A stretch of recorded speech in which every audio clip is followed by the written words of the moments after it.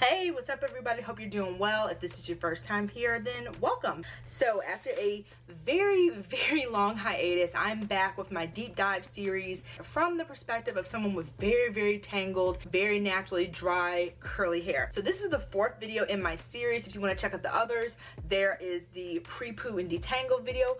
Very crucial, very important in my whole healthy hair existence is my detangling routine, since detangling is my number one, my Voldemort as I call it, my number one challenge when it comes to taking care of my hair. So we've got the pre-poo detangle video, how I cleanse my hair, and the one previous to this is how I do my protein treatments. So I have them all in a nice little playlist now, so I'll pop that in the eye up here somewhere if you want to see those previous videos.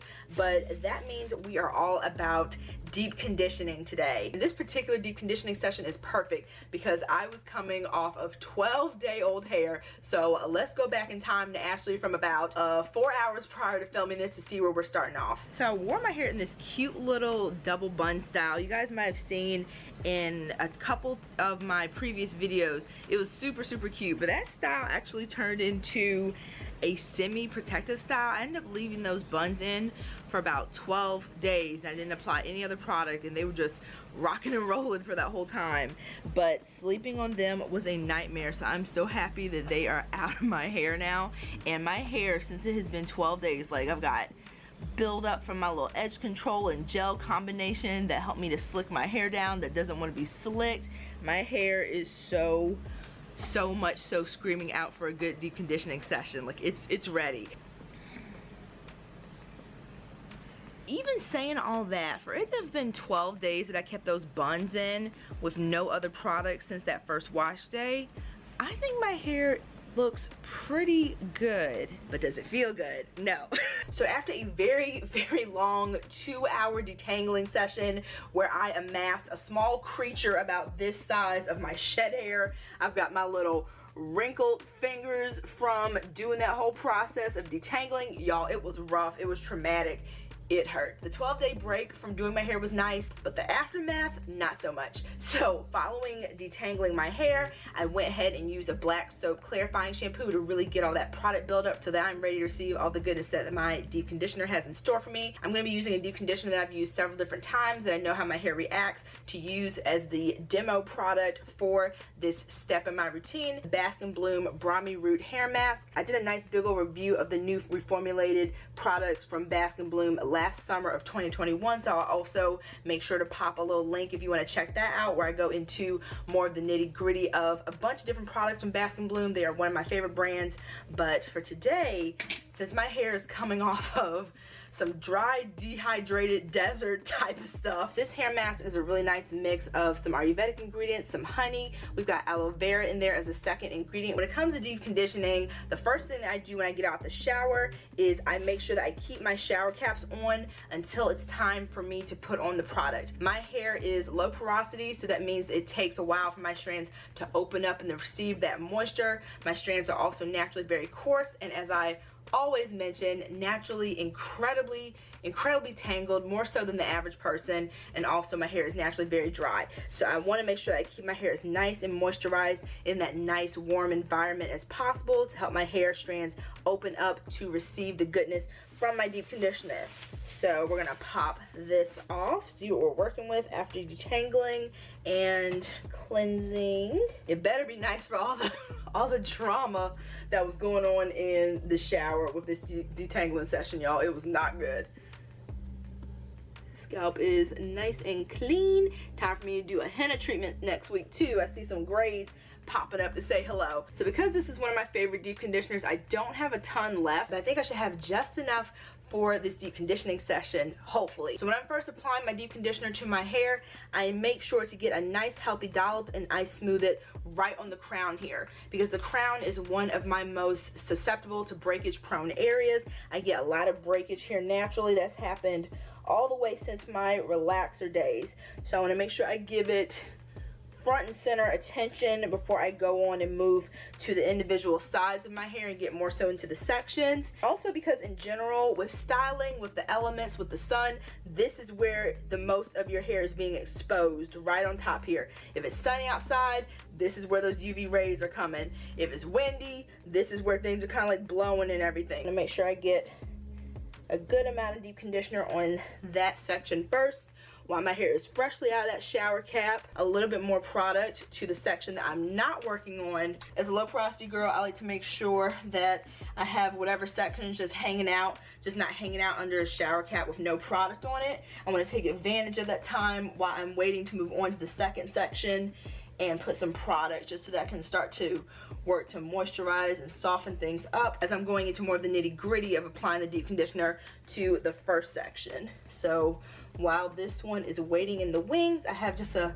light coating of deep conditioner so it can start to soften up a little bit. For this actual first real getting in there application, I like to split my hair into quadrants for the main application most of the time. So 1, 2, and then I'll do the same over here, 1, 2, to get a nice coating of the hair.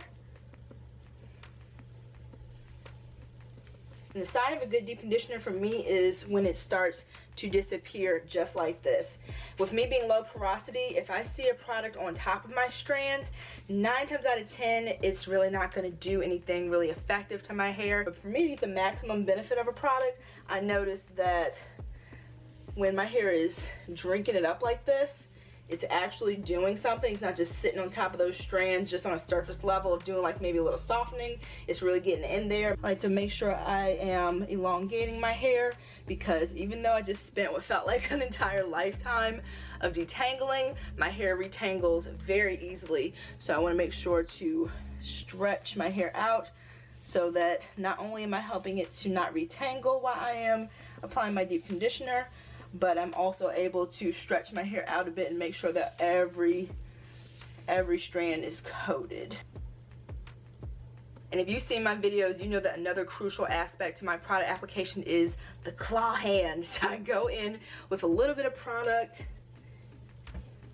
and I apply right into this section here.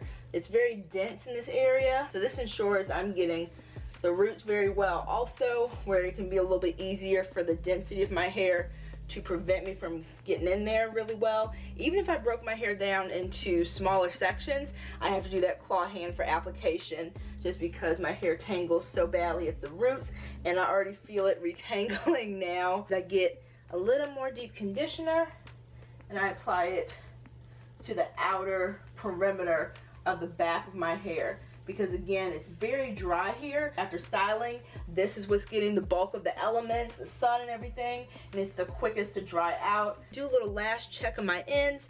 They've got deep conditioner on them, but I want to make sure that they are also coated really well. Another sign of a great deep conditioner is when I can do a light detangle of the product, just again to make sure that each and every strand has got that goodness on there. And as you can see, I added a good amount of product to my hair, but you can barely see it, which again, for me, great sign that my hair is soaking this stuff up. Next, I twist the section like I do for every single step in my routine. Twisting the section after I've done whatever I've done to it is really important, and not only again making sure that my hair retangles less than it can if I just leave it loose or if I just put into a big old bun on top of my head without doing this step first.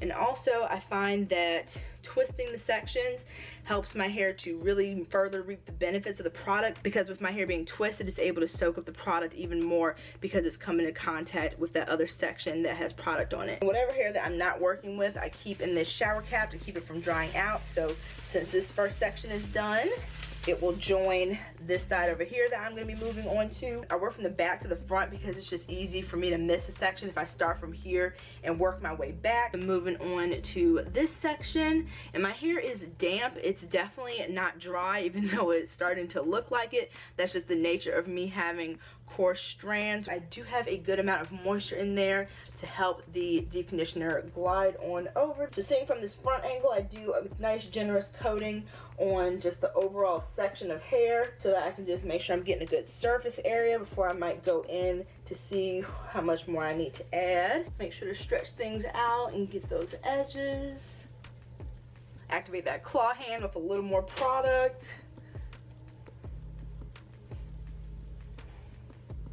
And this is why that step is so crucial, because again, My hair is already retangling. It's getting product on there and helping to prevent things from getting even worse. There's a couple little sections here, for example, in the back that need a little more product, so I'm going to add about this much, and I think this should be good for the last coating. And I'm going to do the same thing as I did before and kind of applying it from the back so that I can make sure that the whole quadrant has product on there. I literally had just enough product for this deep conditioning session for sure, so I only have like a little scoop in the corner here left. So I'm going to take a nice healthy dollop, and I got this section right when I got things started right after the shower, but I'm going to use the rest of this to get like the middle on back portion because that's another breakage hot spot for my hair. So I'm going to get this nice and coated on my palms.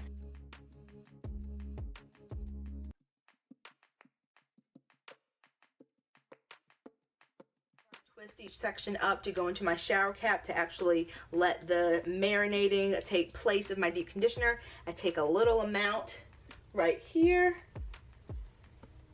so that, again, as the sections are twisted, I'm making sure that I haven't missed anything.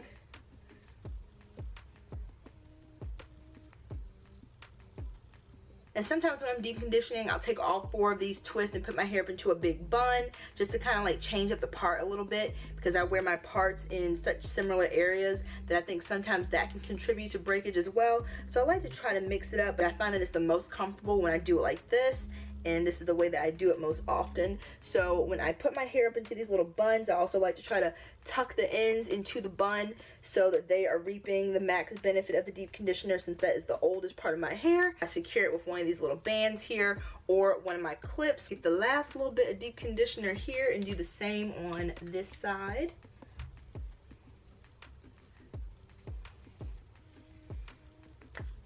So that while I'm twisting, I still have a good amount of deep conditioner on my hands so that no strand is left behind.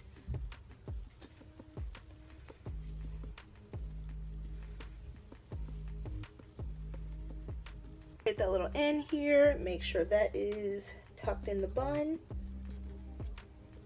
So I'm going to pop on a couple shower caps. This is the same one that I use when I'm pre-pooing, so it has a little bit of pre-poo in there, and it's a little damp, so that creates a nice Amazon tropical environment for my deep conditioner. And because I have a big head and a lot of hair, I usually do about 2 shower caps, and these are jumbo size shower caps. These are not the normal size ones. Now, to take my deep conditioners up a notch, I found that since I have low porosity hair, using some type of form of gentle heat helps my deep conditioners to perform even better, helps my strands to open up more, and they are able to go deeper into like the cortex of my hair, all that science stuff. So there are a few different ways that I get that gentle heat onto my hair while I'm deep conditioning. The first is one that I try not to do very often now because I don't want to get high growth fatigue. I don't want to get my hair overly moisturized, and that is go to sleep with my deep conditioner on. If I'm going to do that now, I try to limit it to a nap versus leaving it on my hair for like a whole full night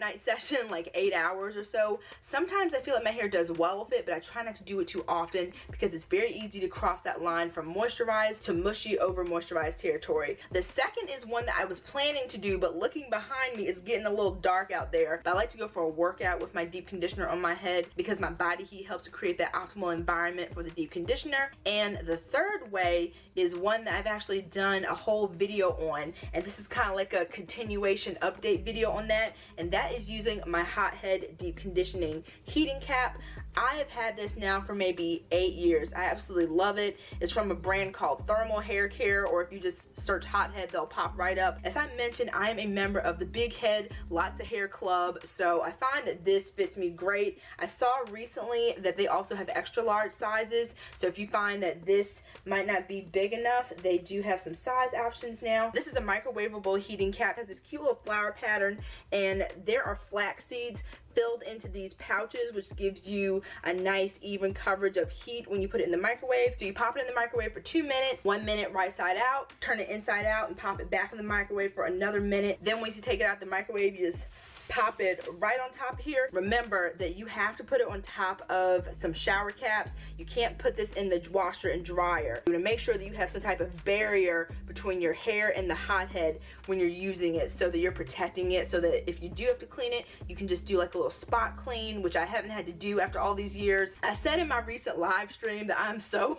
tired of mentioning this, because I have mentioned it for years at this point, but whenever, if ever, I reach 10,000 subscribers, I am having a giveaway to celebrate that long attained milestone whenever it happens. Another cool thing about hotheads is they come in a ton of different prints for you to try, and I love anything stars, moon, sun, galaxy print. Just love it, obsessed.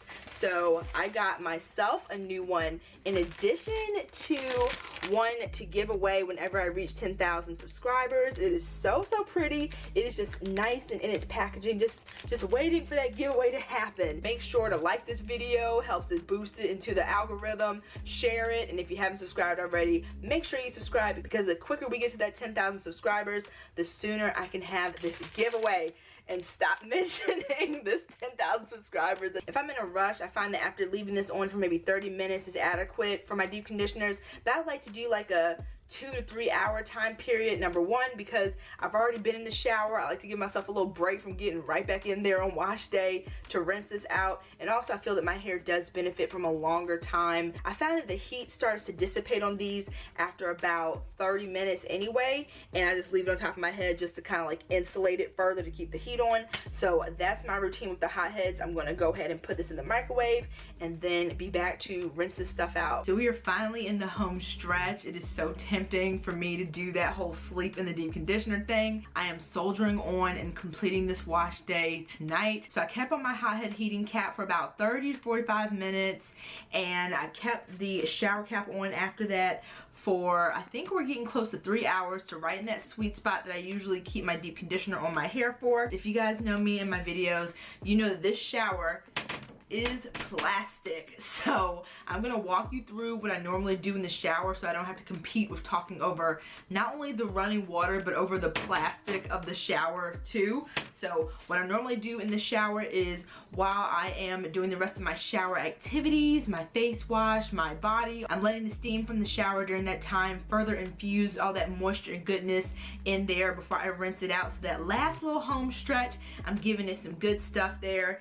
And then at the very end of my shower is when I will rinse out the deep conditioner. Sometimes, depending on my mood, I might leave in like a smidgen of my deep conditioner, because my hair, as I mentioned, is notoriously naturally very dry. Another thing that I've started doing recently in my deep conditioning routine is, as I mentioned to you guys, my hair and my styling and everything does the best when I start everything with this middle part, so I can deal with one side of my hair at a time. It helps to keep things manageable, but keeping your hair parted in the same place all the time can create breakage. So sometimes when I'm rinsing my deep conditioner out, and I'm mentioning this to you guys now because I'm not sure if I'm going to do it this time, but it is something I've been doing recently that I think is helpful for my hair, so I want to mention it since this is like the all-encompassing deep conditioning video. So sometimes when I'm rinsing my hair out, I'll push all the hair forward and totally get rid of that part, get rid of the part at the back, and get rid of that at the front, so I can get some of the shed hair that might get trapped in between the part. Sometimes I switch things up with a side part, but my hair has been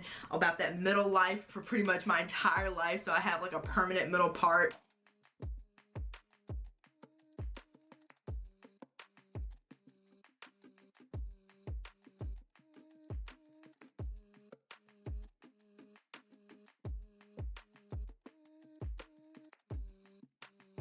My floor is absolutely, like, I could go swimming on the floor right now. There's so much water from the shower. It's just a hot mess. My hair is nice and moisturized and ready for me to move on to styling. I usually just slap deep conditioner on my hair and keep it moving, but since my hair is the total opposite of low maintenance, I found over the years that these tweaks to applying my deep conditioner really help me to get the maximum benefit of whatever deep conditioner I'm using. So I really hope you enjoyed this entry into my deep dive wash day series. If you did enjoy this video, please give it a thumbs up. It really helps my channel out. If you haven't subscribed already, please do so as well. I'd love to have you. Remember that I upload videos usually every Friday, but sometimes I'll have a bonus video, so make sure you have those post notifications turned on so you don't miss any of my uploads, and I will see you in the next one. Take care, guys. Bye.